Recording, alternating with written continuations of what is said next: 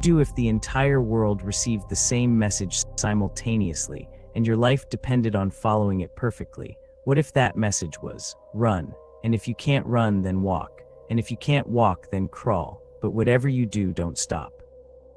Hour 1, the beginnings. The voice came from everywhere and nowhere, not through phones, not through speakers, not through any device I could identify. It was as if the words materialized directly inside my skull, crystal clear and undeniable. Every person on the planet heard it simultaneously, in their own language, in their own voice, yet somehow we all knew it was the same message. Run, and if you can't run, then walk, and if you can't walk, then crawl, but whatever you do, don't stop. I was sitting on a park bench, feeding pigeons and enjoying what I thought would be an ordinary Tuesday afternoon.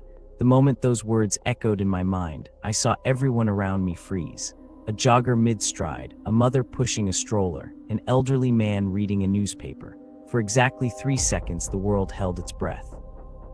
Then chaos erupted. The jogger continued running, but now with desperate urgency. The mother grabbed her stroller and began walking rapidly, her toddler crying in confusion. The elderly man struggled to his feet and began shuffling forward as fast as his arthritic legs could carry him. Everyone was moving, but nobody knew why. I stood up instinctively, my body responding before my mind could process what was happening. My legs began carrying me forward, one step after another, as if controlled by some primal survival instinct I didn't understand. The pigeons, interestingly, seemed unaffected. They continued pecking at breadcrumbs, oblivious to the human pandemonium around them. Hour 2, the first discoveries. By now, I'd walked several miles through the city streets, and the reality of our situation was becoming horrifyingly clear. The lucky ones were those already in motion when the message came. Runners kept running, though their pace had changed from recreational to desperate. Cyclists continued cycling, though many had already crashed from exhaustion or collisions with other moving people. The unlucky ones were those who had been sitting, lying down, or standing still. They had to start from zero, and many were already struggling. I watched office workers pour out of buildings, abandoning elevators that required standing still, taking stairs in an endless stream of shuffling feet. But it was the drivers who had it worst. Cars lined the streets, doors flung open, engines still running. I could see the dilemma they faced. Staying in the car meant eventual fuel exhaustion and being trapped in traffic, but getting out required a moment of complete stillness as they exited the vehicle. I watched a businessman in a Mercedes make the attempt. He opened his door slowly, trying to step out while maintaining some form of movement. For a brief second, maybe half a second, he was completely stationary as he transitioned from sitting to standing. His scream cut through the city noise like a blade. His eyes immediately began to change, the whites turning a deep, unsettling red. But he was still alive, still conscious, still moving. He stumbled forward, tears of blood streaming down his face, his expression a mask of agony and terror. Whatever had begun happening to him was a process, not an instant death. That's when I understood. Stopping wasn't just forbidden, it was a sentence to something far worse than death. Hour 3, patterns emerge. I'd made it to the Riverside Walk, a path that stretched for miles along the water. Here, I wasn't alone. Hundreds of people had had the same idea: find a long, straight path where you could walk without obstacles, without the need to navigate around buildings or through crowds. We moved like a zombie parade, but worse. Zombies, at least in movies, had a purpose. We were just moving because stopping meant horror. I began to notice patterns among my fellow survivors. There were the optimists, still talking to each other as they walked, trying to maintain normalcy, discussing theories about what was happening. There were the panic-stricken, crying as they moved, some hyperventilating, some praying to gods who seemed to have abandoned us. Then there were the pragmatists, like myself, who had settled into a sustainable pace and were trying to conserve energy while observing everything around them. And finally, there were those who had already given up mentally but not physically. They moved like automatons, their souls already gone, their bodies continuing out of pure biological imperative. A woman beside me, probably in her 50s, had been talking to herself for the past hour, I have grandchildren, she kept repeating. I have grandchildren. They're only 5 and 7. I have grandchildren. I wanted to tell her that her grandchildren were probably going through the same thing, but I wasn't sure if that would comfort or horrify her more. Hour 4, the exhaustion sets in. My legs felt like lead, my mouth was dry, I hadn't eaten since breakfast, and my stomach was beginning to cramp with hunger. But these physical discomforts were nothing compared to the psychological torture of knowing I couldn't stop. The woman who had been talking about her grandchildren had gone quiet an hour ago. She was still walking, but slower now, and I could see the defeat in her posture. Several people had already made the choice, if you could call it a choice, to stop moving.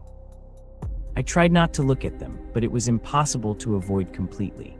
They stood or sat along the pathway, their eyes turning that horrible crimson-red-black tears streaming down their faces. Some screamed, some whimpered, but all of them smiled that terrible, wide smile that looked like joy, but sounded like the opening of hell. The worst part wasn't the screaming, though. The worst part was that they didn't die quickly. They remained conscious, aware, trapped in their own bodies as whatever was happening to them continued. I'd been watching one man for over an hour now, and he was still there, still smiling, still occasionally letting out those inhuman sounds. What were they becoming? What was the purpose of this movement? And why hadn't anyone come to help us? Hour 5, questions without answers. I realized I hadn't seen a single emergency responder since this began. No police, no ambulances, no firefighters. Either they were all affected too, or something had happened to prevent them from helping. My phone had died 2 hours ago. Most people's had. We were cut off from information, from loved ones, from any hope of understanding what was happening to our world. A teenager near me, couldn't have been older than 17, was live streaming on his phone while walking. His battery was somehow still alive, and he was providing commentary to whoever might be watching.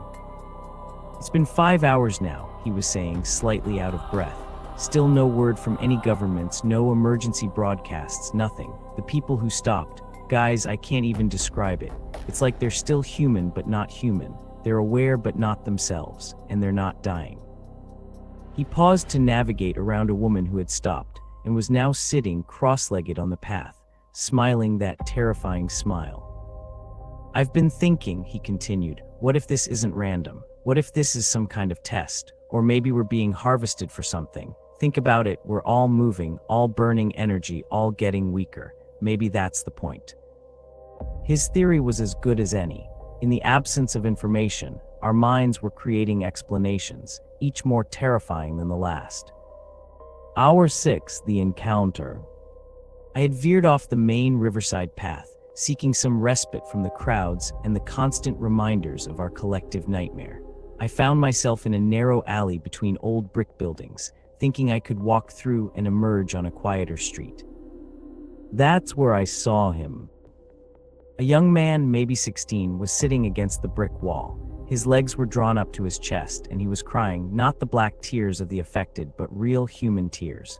For a moment, I felt a surge of hope. Maybe he had found a way to stop safely. Maybe the rules had changed. But then he looked up at me, and I saw his eyes. They were already beginning to turn red around the edges, the transformation just beginning.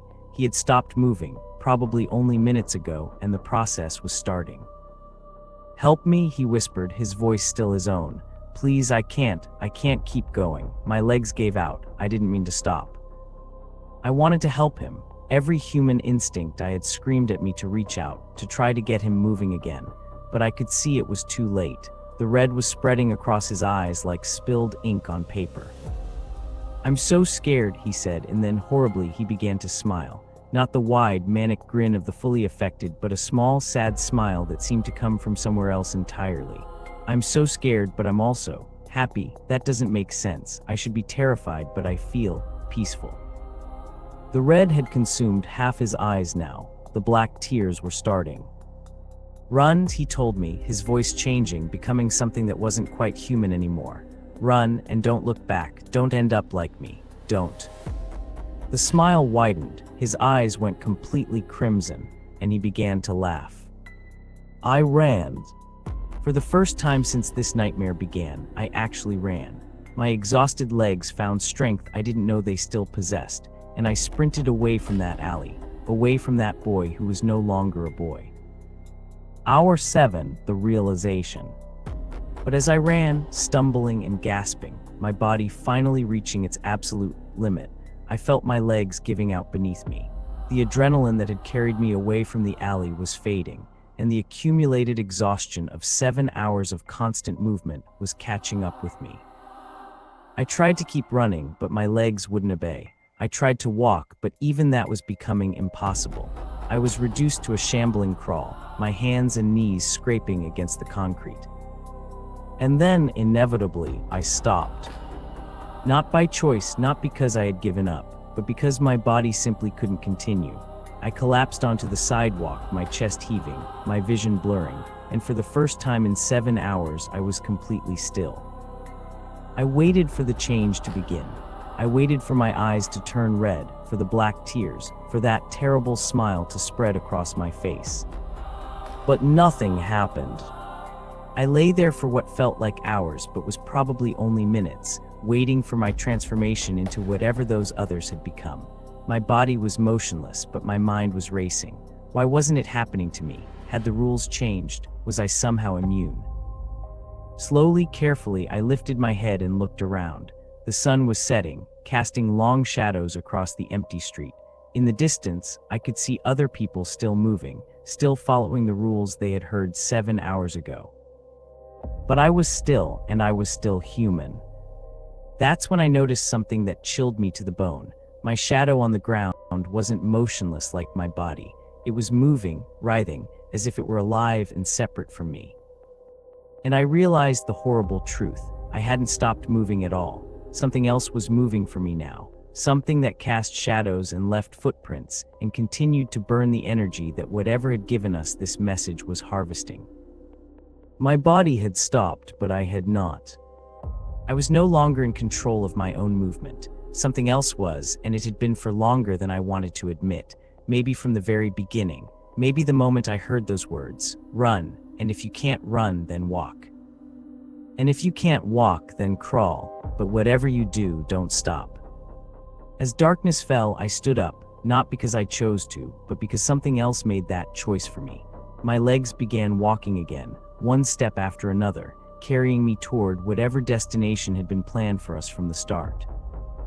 The people who had stopped moving weren't the ones who had failed to follow the rules.